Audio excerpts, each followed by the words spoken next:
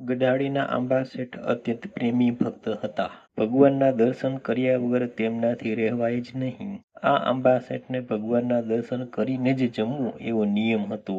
એક વખત શ્રીજી મહારાજે તેમની પરીક્ષા લીધી. સામાન્ય રીતે આંબા શેઠ રોજ ગઢાળાથી ગઢડે જાય, ભગવાનને દાતણ કરાવે પછી ઘેરે આવે. પરંતુ આ વખતે તો ઓચિંતાના ભગવાન લોયા પધાર્યા. બીજે દિવસે સવારમાં આંબા શેઠ ગરડા આવ્યા. મહારાજ ત્યાં ન હતા. તો શેઠ લોયા પધાર્યા. ત્યાં જઈને સુરા ખાચરને કહ્યું, મારો વાલો ધર્મકુંવર ક્યાં છે? મને દર્શન કરાવો.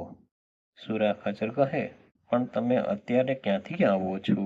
ઘરે ચાલો, પ્રથમ જમી લો. ત્યાં તો આંબા શેઠ બોલ્યા, મેં એવું નિયમ ધારેલું છે કે ભગવાનના દર્શન કર્યા વિના જમવું નહીં, માટે દર્શન કરાવો. સુરા ખાચર કહે, મહારાજ તો અહીં આવેલા પણ કાલે વડતાલ જવા નીકળી ગયા છે. એ સાંભળીને શેઠ તરત જ વડતાલ જવા નીકળી ગયા. વડતાલ પહોંચ્યા ત્યારે મહારાજ સભામાં બિરાજમાન હતા.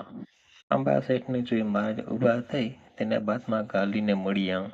મહારાજે કહ્યું, શેઠ આવું આકરો નિયમ ન રાખવું. તમે ભૂખ તરસને ગણી નહીં, રસ્તામાં દેહ પડી ગયું હોત તો? શેઠ કહે, મારે ભૂખ તરસની પરવા નથી, મારે તો દર્શન કરવા જ છે.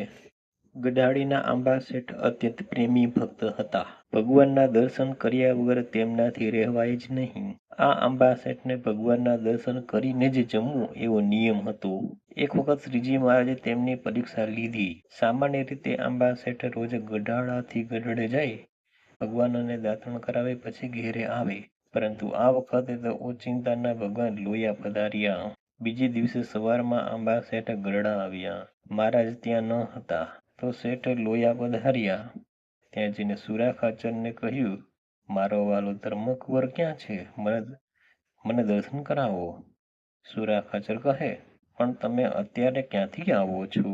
ઘરે ચાલો, પ્રથમ જમી લો. ત્યાં તો આંબા શેઠ બોલ્યા, મેં એવું નિયમ ધારેલું છે કે ભગવાનના દર્શન કર્યા વિના જમવું નહીં, માટે દર્શન કરાવો. સુરા ખાચર કહે, મહારાજ તો અહીં આવેલા પણ કાલે વડતાલ જવા નીકળી ગયા છે.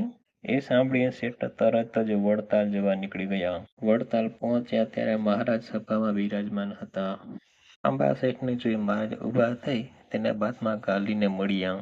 મહારાજે કહ્યું, શેઠ આવું આકરો નિયમ ન રાખવું. તમે ભૂખ તરસને ગણી નહીં, રસ્તામાં દેહ પડી ગયું હોત તો?